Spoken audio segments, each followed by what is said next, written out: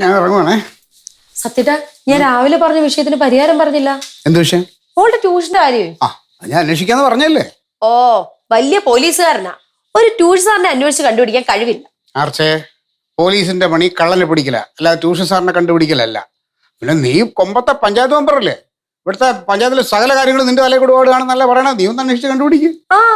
ഞാൻ മെനക്കെട്ടിറങ്ങിയാൽ നടക്കും. അവസാനം ഭാര്യ വീട്ടിലെ കാര്യങ്ങൾ തീരുമാനിച്ചത് പറയാൻ നിൽക്കരുത്. ഇല്ലായേ.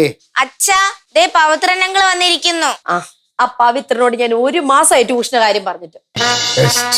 പള്ളിക്കുടത്തി പോയിട്ടില്ലാത്തവനാണ് ട്യൂഷൻ സാറിനെ കണ്ടുപിടിക്കുന്നത്. സ്കൂളിൽ പോയില്ലേ? ഇന്ന് സ്കൂളില്ല, സ്റ്റഡി ലീവാ. പഠിക്കാനും ലീവോ? അങ്കിൾ ഇതൊന്നും അറിയത്തില്ലേ?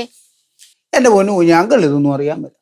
നമ്മുടെ നാട്ടിൽ ഭൂമിക്ക് എന്ത് വിലയുണ്ട്, എത്ര വാടക വീടുകളുണ്ട്, ഇതൊക്കെ അങ്കിളിനോട് ചോദിക്ക്. നല്ല മണി പോലെ അങ്കിള് പറഞ്ഞുതരാം. സാറോ?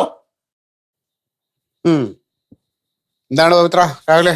ഇല്ലേ, ഞാനിങ്ങനെ അപ്പുറത്ത് ഡോക്ടറെ കാണാൻ വന്ന വഴിക്ക് അവിടെ ഒന്ന് കയറിയിട്ട് ഇവിടെ ഒന്ന് കയറാതെ പോകുന്ന മോശമല്ലേ എന്ന് ഓർത്ത് കയറിയതാ. അതെവിടത്തെ ന്യായം? അയാളെ കാണാൻ വരുന്ന പശുവും കാളയും പോത്തും ഒക്കെ എന്നെ കാണാൻ വരില്ലല്ലോ. സാറ് തന്നെ ഓർത്താനാ പറഞ്ഞു. സാറിന് ഇന്നൊന്നിലാണോ ഞാൻ കാണാൻ തുടങ്ങിയത്? ഡോക്ടർക്ക് പറഞ്ഞു ഇന്നലെ വന്ന് കയറി. ഓ പവിത്ര, മോൾക്ക് ട്യൂഷൻ ഒരാളെ അറേഞ്ച് ചെയ്യാൻ പറഞ്ഞിട്ട് എത്ര നാളായി? ഫൈനൽ എക്സാമിന് മുമ്പെങ്കിലും നടക്കുവോ? പക്ഷെ എന്റെ പൊന്നെ, ഇത് തപ്പിയിട്ട് കിട്ടണ്ടേ?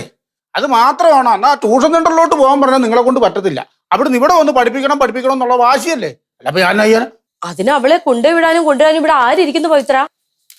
ഞാനൊരു കാര്യം പറയട്ടെ. എന്റെ മനസ്സിൽ തോന്നിയൊരു ഐഡിയ പറയും. നിങ്ങൾ സമ്മതമാണെങ്കിൽ മതി കേട്ടോ, അല്ലേ അത് വിട്ടേക്ക്. ഈ കാര്യം പറ പവിത്ര. സാറേ, നമ്മുടെ അപ്പുറത്തെ വീട്ടിലെ ഡോക്ടറില്ലേ, മൃഗ ഡോക്ടർ, ഈ ഡോക്ടറെ ചെന്ന് കണ്ടാൽ ഈ കാര്യത്തിനൊരു തീരുമാനമാവും. കാരണം 8ാം ക്ലാസ്സിൽ പഠിക്കുന്ന ഒരു കൊച്ചിനെ ട്യൂഷൻ എടുക്കാൻ ഈ ഡോക്ടറെ കൊണ്ട് പറ്റും. മൃഗ ഡോക്ടറാണ് കുട്ടികളെ പഠിപ്പിക്കുക അല്ലേ? അതൊന്നും വേണ്ട. എന്റെ സാറേ മെമ്പറെ, ഈ ഡോക്ടർക്ക് ഭയങ്കര വിവരമാണ്. തമാശ പറഞ്ഞല്ലെന്ന്. രാവിലെ എനിക്ക് നേരിട്ട് അനുഭവമുള്ളതാണ്. കമ്പ്യൂട്ടറിലേ, ഈ കമ്പ്യൂട്ടറിലൊക്കെ ഭയങ്കര വിവരമാണ്. ദൈവമേ, അതിനകത്തൊരാളുണ്ടായിരുന്നല്ലോ എന്നാ, ആർട്ടിഫിഷ്യൽ. എന്റെ ദൈവമേ, ഈ പുള്ളിയാട്ടൊക്കെ ഭയങ്കര ബന്ധമാണ് ഈ ഡോക്ടറിന്. അതെ, എന്ത് കുന്തായാലും അതൊന്നും വേണ്ട. SI സത്യപാലന്റെ മോളെ പഠിപ്പിക്കാനേ നല്ല പുലിക്കുട്ടികളുണ്ട്. അത് ഞാൻ ഏർപ്പാടാക്കിക്കോളാം. അത് ശരി, ഇപ്പൊ പുലിക്കുട്ടിയൊക്കെ ട്യൂഷൻ എടുത്തു തുടങ്ങി. കാലത്തെ ഓരോ ഉടായ്പായിട്ട് ഇറങ്ങിക്കല്ലേ. ശരി, വഴിയൊന്നും മറിക്കേ. ഐഡിയ കൊണ്ടുവന്നേക്കും. സത്യട്ടാ, പവിത്രം പറഞ്ഞ നല്ലൊരു ഐഡിയ അല്ലേ? നമുക്കൊന്ന് ചോദിച്ചാലോ? നിനക്കെന്താ ഭ്രാന്തണ്ട? വേറെ പണിയൊന്നുമില്ല. രാവിലെ 1 മണിക്കൂർ, വൈകിട്ട് 1 മണിക്കൂർ. ഡോക്ടർ സമയം പോലെ എടുത്താ പോരെ? ഇവിടെ ഒരു 10 ഓട് വയ്ക്കാവുന്നല്ലേ ഉള്ളൂ. സത്യയോട് ചോദിക്കാൻ മടിയാണെങ്കിൽ ഞാൻ വേണമെങ്കിൽ ചോദിക്കാം. ഓ അത് ശരി. അപ്പൊ അതാണ് മനസ്സിരിപ്പ്. കൊച്ചിന്റെ ട്യൂഷന്റെ പേരും പറഞ്ഞ് നിനക്കൊരു കണക്ഷൻ ഉണ്ടാക്കാൻ അയാളുമായിട്ട്. എന്നിട്ട് കൊച്ചു പഠിക്കാൻ പോകുമ്പോ അതിന്റെ പിന്നാലെ പോവാലോ അല്ലേ? എന്റെ പൊന്നി സത്യേട്ടാ, നിങ്ങളുടെ തലയിൽ ഇത് മാത്രം ഉള്ളോ? ദേ, വൈകുന്നേരത്തിന് മുമ്പ് മോൾക്ക് ട്യൂഷൻ ഒരാളെ കൊണ്ടുവന്നില്ലെങ്കിൽ ഞാൻ ഡോക്ടറോട് പോയി ചോദിക്കും. ഡോക്ടർ സമ്മതിച്ചാൽ ഞാൻ അവളെ വിടുകയും ചെയ്യും.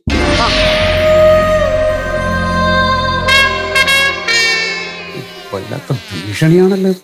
അവൾ ഇത്ര കടുപ്പിച്ച് പറഞ്ഞ സ്ഥിതിക്ക് സംഗതി പ്രശ്നമാണ്. ഒരു ട്യൂഷൻ സാറിന് എങ്ങനെ വൈകുന്നേരത്തിനുള്ളിൽ കണ്ടെത്താന്നാണ് ഞാൻ ആലോചിക്കുന്നത്. വലിയ പാടാണ് സാറേ. ഇത് ഓടിപ്പോയി കടയിൽ നിന്ന് വാങ്ങിക്കാണ്ട് സോപ്പോ ചീപ്പൊന്നുമല്ലല്ലോ, ട്യൂഷൻ സാറല്ലേ. അല്ല സാറേ, സാറത്ര ടെൻഷൻ അടിക്കേണ്ട കാര്യം തോന്നുന്നു. ഏറിപ്പോയാൽ ഉണ്ണിയാഴ്ച ഡോക്ടറിനടുത്തൊന്ന് സംസാരിക്കും. ആരിപ്പോ എന്താ പ്രശ്നം? എന്താ പ്രശ്നമെന്നോ? താനൊരുമാതിരി കൊച്ചു പിള്ളേർ സംസാരിക്കും പോലെ സംസാരിക്കല്ലേ? എന്താ സാറേ? എടോ, ആർച്ച അയാളെ പോയി കണ്ടു കഴിഞ്ഞാൽ ആ മൃഗം ഉറപ്പായിട്ടും സഹായിക്കാന്ന് പറയും. അവനാണെങ്കിൽ എൻ്റെ വീട്ടിലോട്ട് എങ്ങനെയെങ്കിലും കയറിപ്പറ്റാൻ നോക്കിയിരിക്കുകയാണ്. ഒരു പ്രാവശ്യം വന്നു കഴിഞ്ഞാൽ പിന്നെ അത് ശീലമാവും. ഇക്കാലത്തെ ഒരു അന്യ പുരുഷന് നമ്മളില്ലാത്ത സമയത്ത് വീട്ടിൽ കയറുക എന്ന് പറയുന്നത് അത്ര നല്ല കാര്യമൊന്നുമില്ല. ഞാൻ പത്രമൊന്നും വായിക്കാറില്ലടോ. അല്ല സാറേ, ഞാൻ വേറെ കാര്യം ചോദിക്കട്ടെ. സാറേ, സാറൊരു പോലീസുകാരനല്ലേ? ഒരു പോലീസുകാരൻ്റെ വീട്ടിൽ കയറി തോന്നിയ ദിവസം കാണിക്കുന്ന ആരാണ് സാർ? സാറൊന്ന് പറയണം സാർ. എടോ, അതൊക്കെ പണ്ട്. ഇപ്പൊ പോലീസ് എന്ന് പറഞ്ഞാൽ ജനത്തിന് അത്ര വലിയ വിലയൊന്നുമില്ല. അല്ല, സാറിൻ്റെ മോള് 7ാം ക്ലാസ്സിലല്ലേ പഠിക്കുന്നു? സാറിന് 7ാം ക്ലാസ് കഴിഞ്ഞല്ലേ വന്നത്? അപ്പൊ സാറിന് മോളെ പഠിപ്പിച്ചു കൊടുത്തൂടെ? എടോ, ഞാൻ പഠിച്ച സയൻസ് ഒന്നും അല്ല ഇപ്പൊ കൊച്ചു പഠിക്കുന്നത്. മാത്രമല്ല, മോള് പഠിക്കുന്നത് ഇംഗ്ലീഷ് മീഡിയം, ഞാൻ മലയാളം മീഡിയം പഠിച്ചത്.